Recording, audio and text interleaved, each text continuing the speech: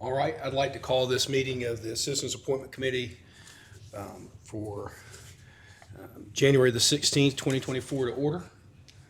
Ms. Hicks, would you call the roll, please? Shalina Anthony, Here. David Dotson, Here. Gary Anderson. Here. Finding that we have a quorum, I'd like to begin the business of the agenda. There's a quorum. All right. Item number 1, minutes of the Citizens Appointment Committee meeting of December 4th, 2023. I move that we approve them and move them on to city council for consideration. Second. With a motion and a second, can I give a voice vote? Aye. Aye. Zach? Aye. All right, I find that motion passes. All right, discussion of possible appointment recommendations. Item number 2. This is where you're gonna have to educate me, Mr. Anderson, on how we move forward on these. Do we do these one at a time as they're listed? We typically do them one at a time. All right. So the first that I see here for review is Drew Lawrence, who's eligible for appointment for the Monroe Union County Economic Development Board of Advisors. I move that Drew Lawrence be appointed to the Monroe Union County Economic Development Board. He has satisfied all the requirements, attended the meeting. He has submitted his resume, and he is well qualified and does have some experience in that field. I think he'd be an asset to the committee. I second that. All right, having a motion and a second, take a vote. Aye. Aye. All right, that motion passes. All right, and If I could pronounce this young man's name, I would nominate him, but since I can't. I will have up for review Eric Pazgowski. I'm going to make the attempt at that, eligible for appointment to the Monroe Union County Economic Development Board of Advisors. I move that he be appointed. I second that motion. I've reviewed his application, satisfied all the requirements, submitted a resume, has a lot of experience, and I believe he too would be an asset to the committee.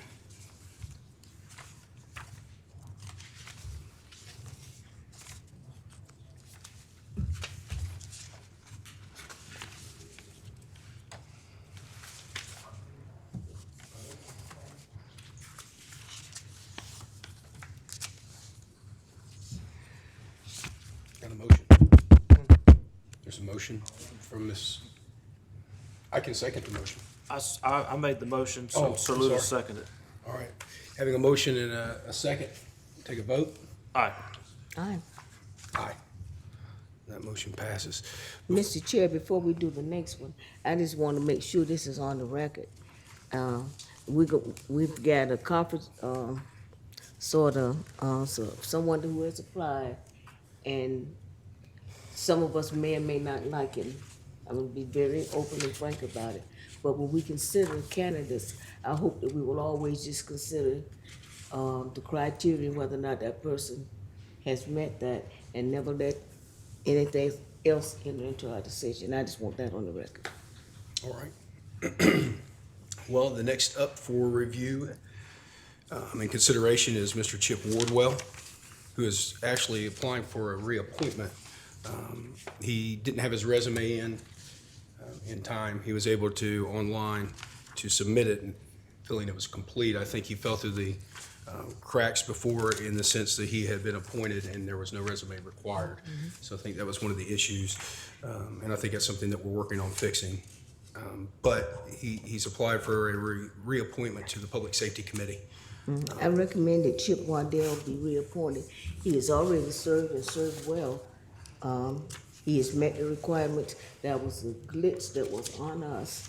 And since he's met the requirements, done all the necessary work, I do recommend and make the motion that he be reappointed. I second that. Having a motion and a second. We got the second. Gary, second. Okay. He second, I made some ready to vote. I'm sorry.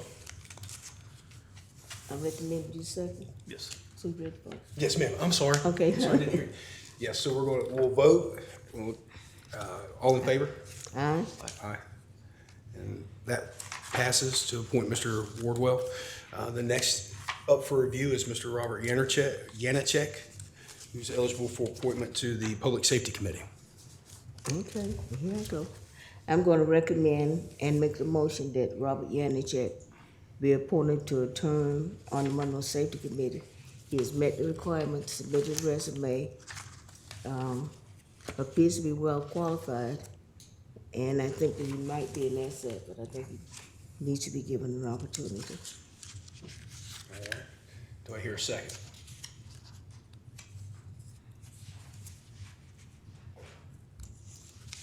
Not hearing a second, that motion fails. Before we leave this item, I wanted to bring a couple of things up for consideration. One of the things that I have been discussing with the city attorney is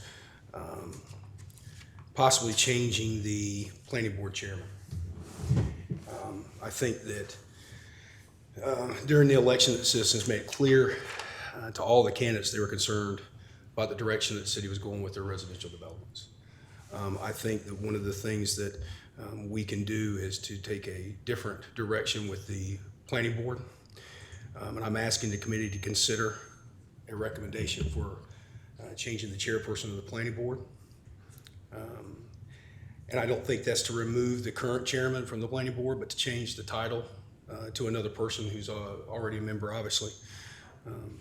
I believe it's time for leadership on the planning board that will be receptive of ideas of the board members, allow board members to ask questions of the developers without intervening, share relevant information about changes that might affect the board, and seek to educate the board on the function, responsibilities, and current state of the various departments that will be affected by the planning board's decisions.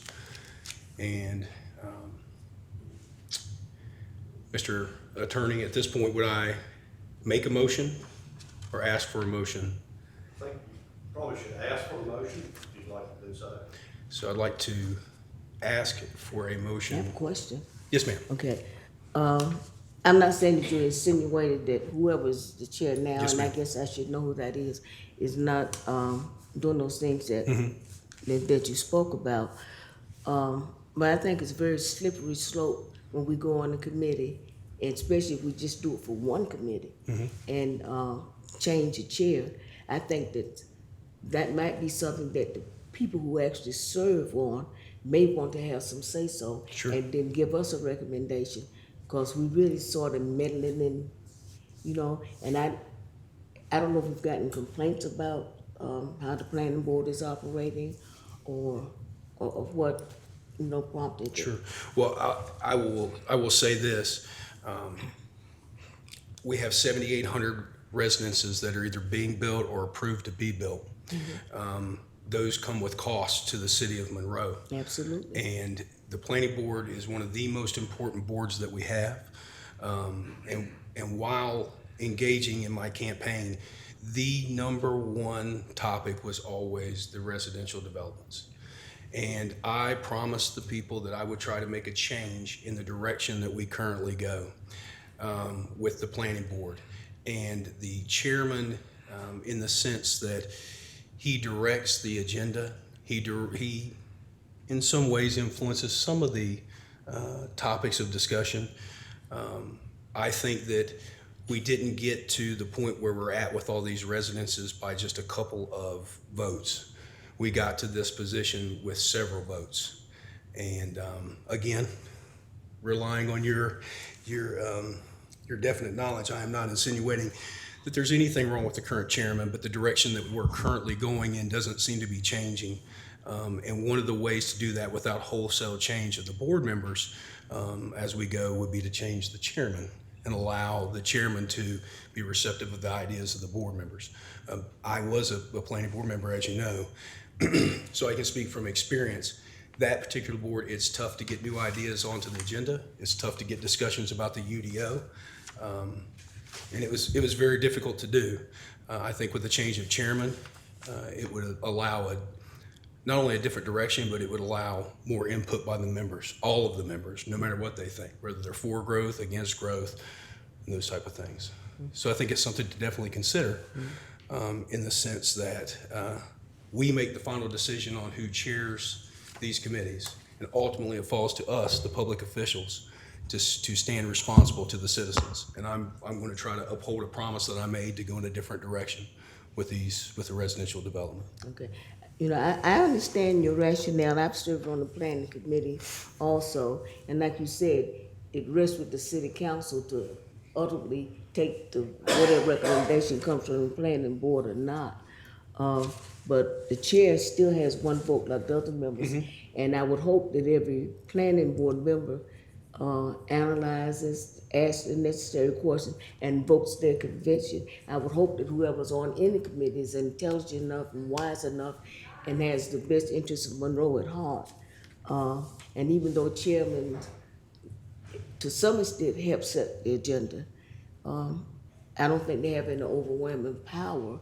And I would be opposed to us changing the chair, but I only got one opinion and you all got yours, but I would be voting against that. I just have a quick question. In the past, that board seems to have picked their own chairman. So just for clarification from Terry Scholler, do we have it in writing that says that it's this committee that chooses the chairman? Is that in writing? No, actually, the ordinance says that the city council appoints the chair and vice chair to committees. All committees? Okay. Well, there are a few that are specific in the ordinance, like the mayor pro tem serving as chair of this committee, but there's some like that. But generally speaking, boards and commission chairs and vice chairs are appointed by the council.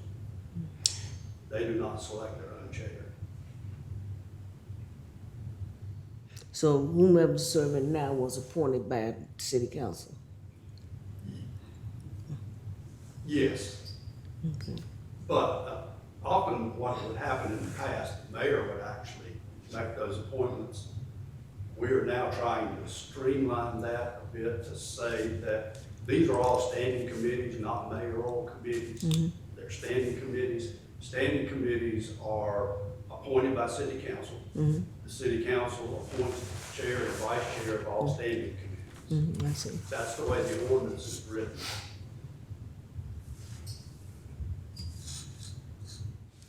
And again, I would reiterate that it falls to us as the elected officials to set the direction of where we think that the city goes. And we do that as a group and not individually, of course. So everything takes a vote. But it is my opinion that, again, the citizens spoke to each one of us, and almost down to each candidate, they all said that they would address the residential development in some way, and I think this is one way to do it. Okay. I didn't make any promises during the campaign, but should we choose to do that, I think that it would be advantageous for us to look at every member of the planning board if we were going to change it and weigh out who we thought would be the best candidate. If we did that, I'm still opposed to it, but a majority rules. So, Mr. Chairman, do you have a recommendation? I do. On who you would like to chair that committee? I do. My recommendation for the Citizen Appointment Committee would be to recommend Mr. Kenneth Deal, who is already a member of the Planning Board. Mr. Deal is a retired Navy commander who's a member of the Planning Board. He's worked very hard to help amend the parts of the UDO that so far have started to reduce the density in the city of Monroe. He worked very hard to educate himself in regards to what the city utilities and departments, what each one does, what their capacities are, and I know that he's more in line with a conservative view of the residential developments moving forward. He's not for no growth, and I can't speak for him, but I know his opinion and our discussions have been for limited growth or growth that would benefit the city. I have an utmost respect for Ken Deal. Like, I didn't know him well. I met him during the campaign.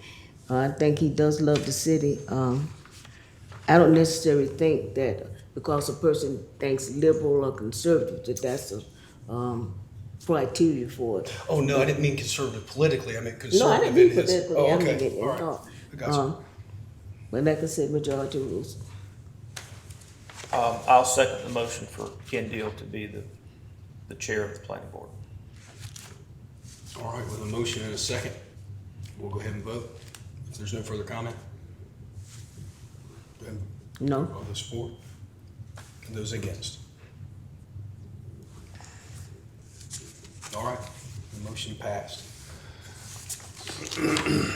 And let's see, there's one more thing, and I know you, is I would like to look at making a recommendation to modify Mr. Lynn Keziah's recommendation for appointment to the airport committee to a ex officio, non-voting position that would be a lifetime honorary position for the airport. He has worked very hard for the city, but he's also worked very hard for the airport. He's very knowledgeable. He understands where the airport has been and where it's going to. The decisions that he's made has helped the airport grow. We're trying to make it grow even faster so we can get to the point where it's revenue neutral, and we're hoping to get there with some decisions that we're going to make. But I believe that he's served the city well, he's served the airport well, and that he deserves the ability to, he won't be a voting member, but he deserves the ability to serve out what time he wants to as far as the airport commission goes. And let me get my opinion on that. Absolutely. What you're talking about is the emeritus position. Usually that's for educational institutions and stuff. I don't think anybody should have a lifetime. I think that they would rather be able to vote. He has served well. He's knowledgeable about the airport. That was his baby. And I don't even know how he would feel about being just sitting there and not even having an opinion or a vote. And I think that he, deserves the honor of serving on the board. A room has been named for him, so that's given him a lot of respect and honor in that respect. So it would be my opinion to leave him on as a voting member. How much longer is his term as a voting member? He's reapplying for a new term. He stepped off of the airport commission as a voting member. Or actually, I take that back. He stepped off. He was a non-voting city council member. And so he stepped off of that, brought James Carr in.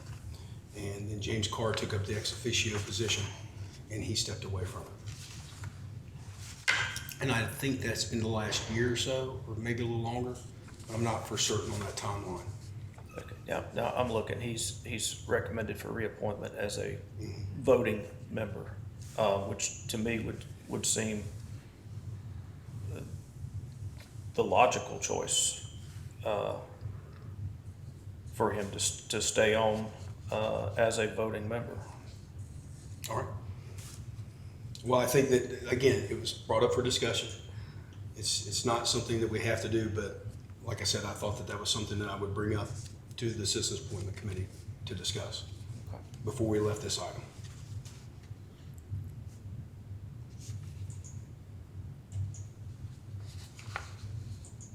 And hearing no more discussion on this particular item, we'll move on to the next. Are we good? Good. All right. So now we're going to move on to recommendations regarding the application process. So there's two things that I know we're working on the online application itself for the boards and the committees. But one of the things that I wanted to get discussion on was there's been some discussion on why we do not ask applicants about their criminal background more extensively than just asking for felony convictions.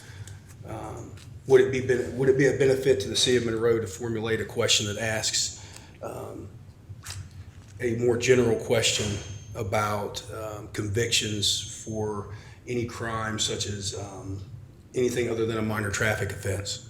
Or I know it says in section 114.06 in the Monroe City Code, when it's talking about permitting, it says a permit shall shall not be issued to an applicant who has been convicted of a felony or a crime of moral turpitude. And that's one of the examples that it gives for a permit. So I guess my question in having this item added would be, is that something that we want to look at putting on the applications? Because I don't want us to end up with someone who's on a committee who has several bad check convictions, several fraud, misdemeanor fraud convictions that ends up somehow or another getting access to information or being on one of our boards. So I guess the question is do we want to explore coming up with a question that would ask more extensively about someone's criminal convictions? I would like to explore that because it may be to our benefit to have something like that. I don't know if we're ready to do it tonight or not, but explore that a little bit more because you can have convictions that are not felonies, but you could be a habitual DUI or disorderly conduct, things that does not cast a good light. Assault on a female. Assault on. These kind of things. Do you have any opinion on it, Mr. Anderson? I have no problem adding that as a question to the application process. All right. I think we'd have to be very careful in our wording, but Sure. No, absolutely. We'd want to make sure it would be I convictions. think the wording should be reviewed by the legal staff before it's Sure. placed on an application. So, I mean, the way I would recommend this would be to add a question to the committee board application that will ask about criminal history of the applicant. The question would be researched and written by the city attorney prior to presentation to the city council. Can I make that motion? I would second that. No more discussion, no further discussion, we'll vote. Aye. All right. And the last thing would be, Clarification, that will probably be on February. yes, all this stuff will end up on February. The last thing that I wanted to bring up would be reducing the number of meetings from 2 to 1, required meetings for a person to have a complete application or as a requirement for application to the boards.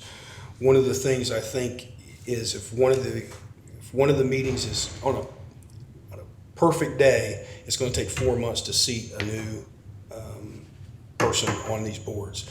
If there's a canceled meeting, or if it's in the middle of the cycle or at the very end of the cycle for the Citizens Appointment Committee, it could take up to 6 months to try to fill these seats.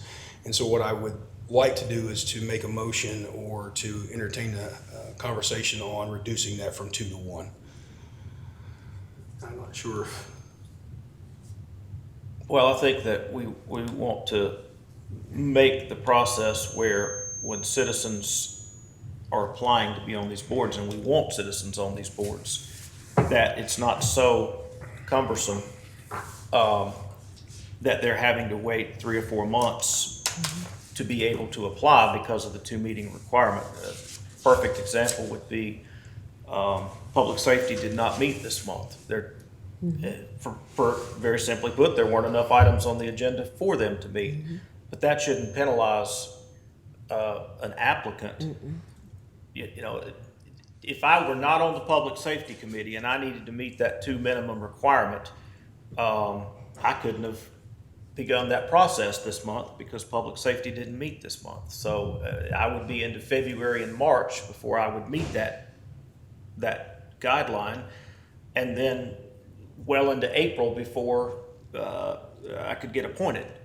So that just seems like too lengthy of a process for the 2 meeting requirement. I do think that applicants need to attend one, Of course. because they get an idea of what the committee's about. But I'm perfectly comfortable with reducing the requirement down to 1 meeting. You know, I agree with that. That's rational and reasonable. I do think they need to attend the entire meeting. You know, I don't want anybody to come in and sign in and say, I've been there. Right.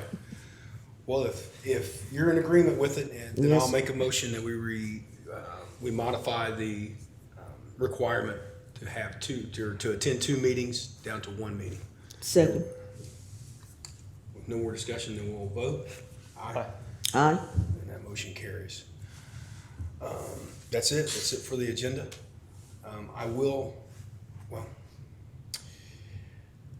That's it for the agenda. I think that's where we want to be. I think that gets the positions filled that we have, gets the discussion of the appointment recommendations and the recommendations regarding the application process. I think that gets it all done.